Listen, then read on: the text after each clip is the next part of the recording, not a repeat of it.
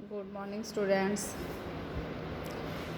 बेटा आज हम चैप्टर 5 कर रहे हैं ग्रामर का, शब्द व्यवस्था। वैसे ऑनलाइन क्लास में हो चुका है ये चैप्टर।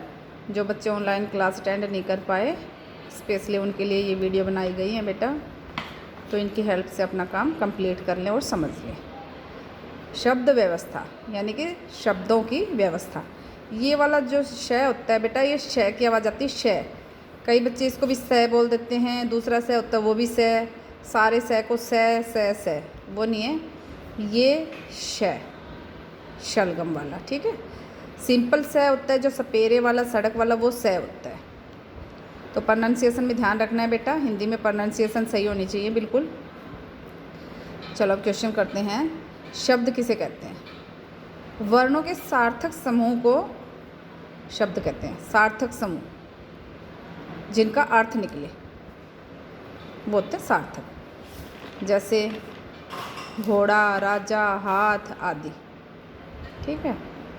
ये है शब्द। सेकंड है शब्द भेद के कितने आधार हैं? शब्द भेद के मुख्यतः 3 आधार हैं। फर्स्ट है स्रोत के आधार पर, सेकंड रचना के आधार पर, और थर्ड है अर्थ के आधार पर। ये 3 इसके आधार हैं।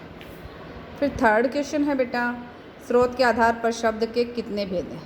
अब इनके भी पार्ट हो गए हैं। और स्रोत के आधार पर, तो स्रोत के आधार पर होते हैं तत्सम, तद्भव, देशज एंड लास्ट है विदेशज। तत्सम, तद्भव, देशज, विदेशज। विदेशज को आगत भी बोल सकते हैं, ठीक है। फिर जो तत्सम है उसके बारे में बताना है। तत्सम शब्द किसे कहते हैं? तो तत्सम शब्द वो होते हैं बेटा, संस्कृत भाषा के जो शब्द हिंदी भाषा में ज्यों के त्यों प्रयुक्त होते हैं। जैसे शब्द हैं संस्कृत के वैसे हिंदी में जो यूज़ होते हैं, प्रयोग होते हैं, उन शब्दों को हम तत्सम शब्द कहते हैं।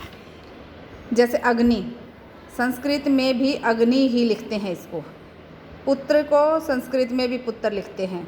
कर्म, विद्या, सिंह आदि, ये जो सारे शब्द हमने अभी बोले हैं, ये सारे शब्द हैं संस्कृत में एज इट इज़ यूज़ होते हैं, इसलिए इनको हम तत्सम शब्द कहते हैं, ठीक है। फिर तत्सम शब्द के बाद है सेकंड तद्भव। तद्भव शब्द किसे कहते हैं? संस्कृत भाषा के वे शब्द जो हिंदी में कुछ परिवर्तित रूप में प्रयोग किए जाएं, उन्हें तद्भव शब्द कहते हैं। थोड़ा चेंज होके जो यूज़ किए जाएं बेटा। जैसे अग्नि को हिंदी में हमने यहाँ क्या कर दिया? आग, तो ये तद्भव बन गया। पत्थर, संस्कृत में प्रस्तर होता है ये, तो यहाँ हमने पत्थर यूज़ किया तो ये तद्भव बन गया। खेल, क्रीड़ा होता है संस्कृत में। काम, संस्कृत में ये कर्म होता है, तो ये थोड़ा चेंज हो। गांव, संस्कृत में ग्राम होता है, तो ये थोड़े से चेंज हो गए हैं। तो चेंज हो गए हैं तो ये तद्भव बन गए। अगर उनको अग्नि, क्रम, क्रीड़ा ये यूज़ करते तो ये हमारे शब्द कैसे रहते? तत्सम। तो ये थोड़ा डिफरेंस है तत्सम और तद्भव में, ये याद रखना है बेटा। तत्सम संस्कृत में के जो शब्द हैं वो हिंदी भाषा में ज्यों के त्यों होते हैं, और तद्भव में संस्कृत भाषा के जो शब्द हैं वो हिंदी में थोड़ा सा चेंज हो जाते हैं, परिवर्तित हो जाते हैं। तो ये याद रखना है। संस्कृत में जो ज्यों के त्यों रहते हैं वो अग्नि, पुत्र, क्रम, विद्या, सिंह ये रहेंगे। और जो ज्यों के त्यों नहीं रहते, थोड़ा सा परिवर्तन हो जाता है, वो तद्भव हो जाते हैं।